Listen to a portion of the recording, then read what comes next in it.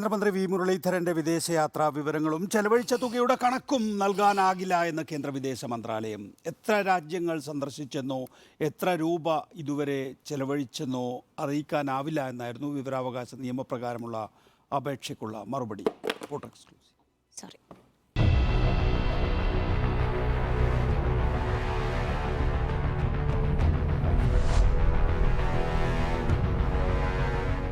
മന്ത്രിമാരുടെ വിദേശയാത്രാ വിവരങ്ങളും ചിലവുകളും പലപ്പോഴും വാർത്തകളിൽ ഇടം നേടാറുണ്ട്.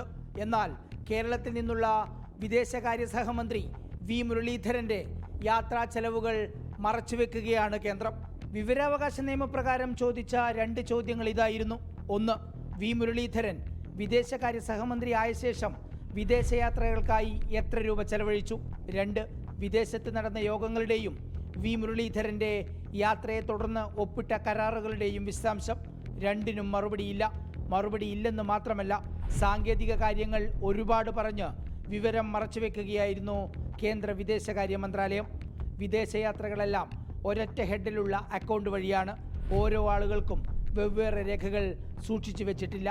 അതുകൊണ്ട് മറുപടി നൽകാനാവില്ല. ഒരു വിവരാവകാശ നിയമപ്രകാരം അപേക്ഷ കൊടുത്തു കഴിഞ്ഞാൽ ആ ഓഫീസിൽ അത്തരം മറുപടി ഇല്ലെങ്കിൽ നിയമപ്രകാരം ആ അപേക്ഷ മറ്റ് ഓഫീസിൽ കൈമാറ്റം ചെയ്യേണ്ടതാണ്. പക്ഷേ ഇത് കൈമാറ്റം ചെയ്യാതെ തന്നെ അത് തീർപ്പ് കൽപ്പിച്ചുകൊണ്ട് തള്ളിക്കളയുന്ന, അതായത് ഈ മുരളീധരൻ യാത്ര ചെയ്തതിന് വിശദാംശങ്ങൾ നൽകാൻ കഴിയില്ലാത്തൊരവസ്ഥയിലേക്ക് തള്ളിക്കൊണ്ടുള്ളൊരു മറുപടിയാണ് ഇപ്പോൾ വിദേശകാര്യ വകുപ്പ് നമുക്ക് നൽകിയിരിക്കുന്നത്. മുഖ്യമന്ത്രിയും മന്ത്രിമാരും വിദേശയാത്ര നടത്തുന്നതിനെ രൂക്ഷമായി വിമർശിക്കുന്നവരാണ് കേരളത്തിലെ BJP നേതൃത്വം.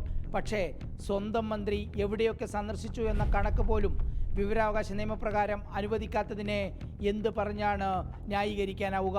വിദേശകാര്യ സഹമന്ത്രിയുടെ യാത്രാ കണക്കുകൾ പുറത്തുവിടാൻ എന്തുകൊണ്ടാണ് വിദേശകാര്യ മന്ത്രാലയത്തിന് കഴിയാത്തത്? ഇനിയിപ്പോൾ കണക്കുകൾ പുറത്തു വന്നാൽ മന്ത്രി വി മുരളീധരനോ കേരളത്തിലെ BJP നേതൃത്വത്തിനോ തിരിച്ചടിയാകാനുള്ള എന്തെങ്കിലും കണക്കുകൾ അതിലുണ്ടാകുമോ? തരാത്ത ഉത്തരമായതിനാൽ ഉയരുന്ന ചോദ്യങ്ങൾ നിരവധിയാണ്. Reporter TV Prasad, in reporter, Kochi. Prasad, ഈ വിദേശകാര്യമന്ത്രിയുടെ വിദേശയാത്രകൾ എന്ന് പറയുന്നത് പ്രസാദ് ഉണ്ടല്ലോ അല്ലേ? പ്രസാദിന് കേൾക്കാമെന്നാണ് വിചാരിക്കുന്നത്. ഉണ്ട് കേൾക്കാം. പ്രസാദ്, ഈ വിദേശകാര്യമന്ത്രിയുടെ വിദേശയാത്ര എന്ന് പറയുന്നത് സ്വാഭാവികമായിട്ടും അദ്ദേഹത്തിൻ്റെ ഒരു ഉത്തരവാദിത്വമാണ്, അദ്ദേഹത്തിൻ്റെ ജോലിയുടെ ഭാഗമാണത്. അപ്പോൾ അത് മറച്ചു വയ്ക്കേണ്ട കാര്യമില്ല, അതൊരു രഹസ്യവുമല്ല.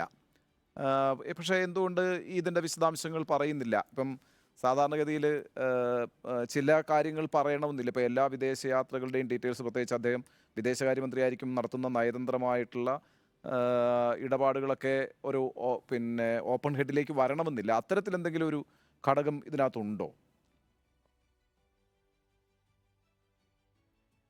ഇത് പല തവണയായി പാർലമെന്റിൽ MP-മാർ ചോദിക്കുന്ന സമയത്ത് ഉണ്ണി കൃത്യമായ മറുപടി കിട്ടിയിട്ടുള്ളതാണ്. പക്ഷേ വിവരാവകാശ നിയമപ്രകാരം നേരത്തെ പ്രധാനമന്ത്രി നരേന്ദ്രമോദിയുടെ വിദേശയാത്രാ വിവരങ്ങൾ സംബന്ധിച്ച സമയത്തും ഇതുപോലെ സാങ്കേതികമായി മറുപടി പറഞ്ഞ് അത് പറയാൻ കഴിയില്ല എന്ന മറുപടിയാണ് അവിടെ മന്ത്രാലയങ്ങൾ സ്വീകരിച്ചു. ഇപ്പോൾ പറഞ്ഞതുപോലെ അങ്ങനെ മറച്ചു വെക്കേണ്ട ഒരു കാര്യവുമില്ല. എല്ലാം ഓപ്പൺ തന്നെയാണ്, പ്രസിദ്ധീകരിക്കേണ്ടത് തന്നെയാണ്.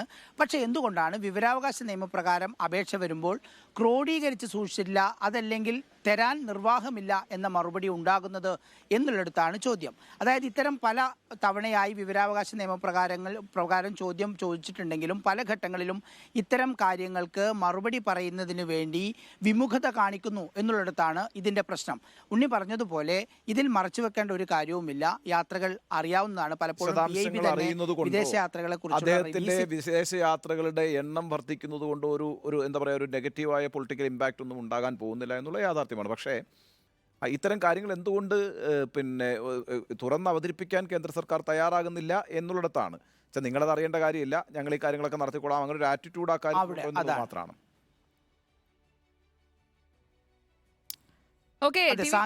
സാങ്കേതികമായി ആ മറുപടി നൽകുന്നതിലൂടെ TV പ്രസാദ്, ഇതിൽ ഇക്കാര്യത്തിൽ കേന്ദ്ര വിദേശകാര്യ സഹമന്ത്രിയുടെ പ്രതികരണം നമ്മൾ തേടിയിരുന്നു. എന്തുകൊണ്ടാണ് ഇങ്ങനെയുള്ള സാങ്കേതികമായ അല്ലെങ്കിൽ അങ്ങനെയുള്ള ചില നിബന്ധനകളുണ്ടോ ഈ വിവരങ്ങൾ കൊടുക്കാതിരിക്കുന്നതിന്? അങ്ങനെയുള്ള കാര്യങ്ങളിൽ കൂടി നമുക്കൊരു വ്യക്തത വരുത്താമെന്ന് തോന്നുന്നു. അത് നമുക്ക് വാർത്തയ്ക്ക് ശേഷം നമുക്ക് പ്രതികരണം തേടാമെന്ന് തോന്നുന്നു സുജയ. നമ്മൾ സാധാരണ ഇത്തരം വിവരാവകാശ നിയമപ്രകാരം നമ്മൾ അപേക്ഷ കൊടുത്ത് മറുപടി എടുത്തു കഴിഞ്ഞാൽ സ്വാഭാവികമായും മന്ത്രാലയത്തിന്റെ മറുപടിയാണല്ലോ അത്. അല്ല, അതിനുശേഷം പ്രതികരണം എടുക്കാം എന്നുള്ളതാണ്. തീർച്ചയായും നമുക്ക് മന്ത്രിയുടെ ഓഫീസുമായി ബന്ധപ്പെടാം. എന്തുകൊണ്ടാണ് നൽകാൻ തയ്യാറാകുന്നില്ല എന്നുള്ളതാണ്. അതാണ് അല്ലാതെ ആ വാർത്തയുടെ മെറിറ്റ് അല്ല. അതല്ല. മാത്രമല്ല വി മുരളീധരൻ ഈ പറയുന്ന വിദേശയാത്ര നടത്തുന്നതിനെതിരായിട്ടൊരു വാർത്തയല്ല, മറിച്ച് മനസ്സിലായി എനിക്ക്. ഈ പറയുന്ന പ്രേക്ഷകരെ കൂടിയുള്ള ഒരു അറിവിലേക്ക് ഈ പറയുന്ന ഈ വി മുരളീധരന്റെ യാത്രകൾ അത് രാജ്യത്തിന് വേണ്ടി നടത്തുന്ന ഒരു വിദേശകാര്യമന്ത്രി എന്ന നിലയ്ക്ക് നടത്തുന്ന യാത്രകളാണ്. അതിനകത്ത് ഒളിച്ചു വെക്കേണ്ട ഒന്നും തന്നെയില്ല. ആ കാര്യങ്ങളിൽ പിന്നെ ജനങ്ങൾക്ക് മുമ്പിൽ അവതരിപ്പിക്കാവുന്നേ ഉള്ളൂ. ഒരാൾ അത് സംബന്ധിച്ചൊരു വിവരാവകാശത്തിന് അപേക്ഷിച്ചാൽ ആ വിവരാവകാശ നിയമപ്രകാരം അത്തരം കാര്യങ്ങൾ പറയുന്നതിനകത്തൊരു തടസ്സമില്ല. അത് പറയാൻ സന്നദ്ധമാകുന്നില്ല എന്നുള്ളതാണ് പ്രസാദ് റിപ്പോർട്ടിന്റെ പ്രാധാന്യം.